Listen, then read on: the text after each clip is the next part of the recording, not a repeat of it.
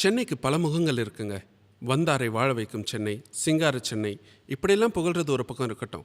இங்கே ஒரு பெரிய பிரச்சனை இருக்குங்க. அப்படி இப்படின்னு எந்த பக்கம் திரும்பினாலும் நாம் எல்லாரும் தினம் தினம் கஷ்டப்பட்டு சமாளிக்கிற ஒரு விஷயம் தாங்க அது. போக்குவரத்து நெரிசல், டிராஃபிக் ஜாம். காலையில் வண்டி எடுத்தாலே எல்லோருக்கும் அவசரம்தான். வேலைக்கு, ஸ்கூலுக்கு, காலேஜுக்கு, ஆஃபீஸ்க்கு கிளம்பி போக வேண்டிய இடத்துக்கு ஒரு டிராஃபிக் சிக்னலில் கூட நிற்காமல் போயிட்டாலே அது ஒரு பெருமையாக நினைக்கிற நிலைமை வந்துருச்சுங்க. பொதுவாக சென்னையில் போக்குவரத்து நெரிசல் ஆகிற இடம்னா அண்ணா நகர், வடபழனி, அடையாறு, தேனாம்பேட்டை, வேளச்சேரி, கிண்டி, போரூர், கோயம்பேடு, டி நகர், பல்லாவரம்னு இப்படி நிறைய சொல்லிக்கிட்டே போகலாங்க. இந்த ஏரியாவில் எல்லாம் பரபரப்பான நேரம், அதாவது பீக் ஹவர்ஸில் யாரையாவது போக சொன்னால் எல்லோரும் பயந்து முழிப்போம். கரெக்டு தானே? இந்த முக்கியமான ஏரியாக்களில் டிராஃபிக்கில் மாட்டிக்கிட்டு எரிச்சலாகாதவங்களே இருக்க முடியாது. இந்த நிமிஷம் இந்த டிராஃபிக்கில் இருந்து தப்பிச்சு வீட்டுக்கு போய் சேர்ந்தா போதும்னு சந்து சந்தா ஷார்ட்கட்டை தேடி தேடி கண்டுபிடிப்போம். இது தப்புங்க. நம்மளை விட பாப்புலேஷனில் அதிகமாகவும் ஸ்கொயர் ஃபீட்டில் கம்மியாகவும் இருக்கிற நகரங்களில் டிராஃபிக்கும் கம்மி, சாலை விபத்துகளும் கம்மி. இந்தியாவில் தோராயமாக ஒரு நாளைக்கு 1214 சாலை விபத்துகள் நடக்குது. 4 நிமிஷத்துக்கு ஒரு உயிர் சாலை விபத்தில் போகுதுன்னு 2016 புள்ளி விவரம் தெளிவாக சொல்லுது. அதிகமான சாலை விபத்து நடக்கிற நாடா இந்தியாவில் தமிழ்நாட்டை சொல்கிறாங்க. 2015 மட்டும் தமிழ்நாட்டில் 60,000க்கும் மேலே சாலை விபத்துகள் பதிவாகியிருக்கு. உலகத்திலேயே பெரும்பாலான சாலை விபத்துகள் நடக்கிற முதல் 47 நகரங்கள் பட்டியலில் சென்னையும் ஒரு முக்கிய நகரமாக கருதப்படுது.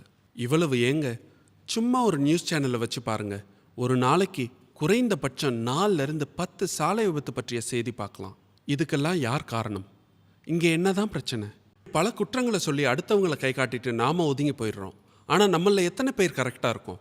ஹெல்மெட் போடாமல் வண்டி ஓட்டுறது, குடிச்சிட்டு வண்டி ஓட்டுறது, சோம்பேறித்தனத்தாலையும் அலட்சியத்தினாலையும் சப்வே யூஸ் பண்ணாமல் கிராஸ் பண்ணக்கூடாத ரோட கிராஸ் பண்ணுறது, நோ என்ட்ரிலையும் ஒன்வேலையும் போகிறது, ஃபோன் பேசிக்கிட்டே வண்டி ஓட்டுறது, சிக்னல்ஸை மதிக்காமல் போகிறது, லேன்ஸை கிராஸ் பண்ணி போகிறது, 2 வீலரில் 4 பேர் போகிறது, கெத்துக்காக கையை விட்டு ஓட்டி சீன் காட்டுறது, ஓவர் ஸ்பீடில் போகிறது, மற்றவங்களை பயமுறுத்துகிற மாதிரி ஹார்ன் அடிக்கிறது, லைசன்ஸ், ஆர்சி புக் மாதிரியான டாக்குமெண்ட்ஸ் இல்லாமல் வண்டி ஓட்டுறது, போலீஸ்கிட்ட மாட்டிக்கிட்டால் லஞ்சம் கொடுக்குறதுன்னு எவ்வளோ தப்பு நம்ம மேலே. இப்படி நம்ம அலட்சியத்தால் செய்கிற சின்ன தவறுகள் எல்லாம் சேர்ந்து தான் பெரிய பெரிய ஆபத்தான விபத்துகளை நடத்துது.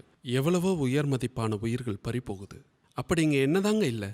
சொந்த விஷயங்கள் கூட கவனிக்காமல் நல்ல நாளாக இருந்தாலும் கெட்ட நாளாக இருந்தாலும் ராத்திரி பகல் பார்க்காம உழைக்கிற போலீஸ், புதுசாக தொடங்கப்படுகிற சுரங்கப்பாதை, மேம்பால திட்டங்கள், சாலை விதிகள், பெரிய வாகனங்களுக்கான குறிப்பிட்ட நேர தடை, அங்கங்கே சிக்னல், ஸ்பீட் பிரேக்கர்ஸ், லேன்ஸ், பார்க்க போனால் எல்லாமே இங்கே மோஸ்ட்லி கரெக்டாக தாங்க இருக்குது. ஆனால் இதை ஃபாலோ பண்ணத்தான் யாருமே இல்லை. இனியாவது சாலை விதிகளை பின்பற்றுவோம். பக்கத்தில் இருக்கிறவங்க என்ன பண்ணுறாங்கன்னு பார்த்துட்டு நாமளும் அப்படியே பண்ணிட்டு போயிடலாம், எதுக்கு வம்புன்னு நினச்சதெல்லாம் போதுங்க.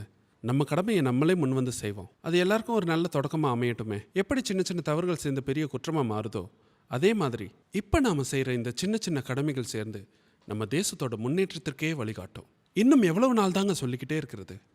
வல்லரசா மாறி காட்டுவோம். இனி அக்கம் பக்கம் மேற்காமல் ஆரம்பமாய் நீர்.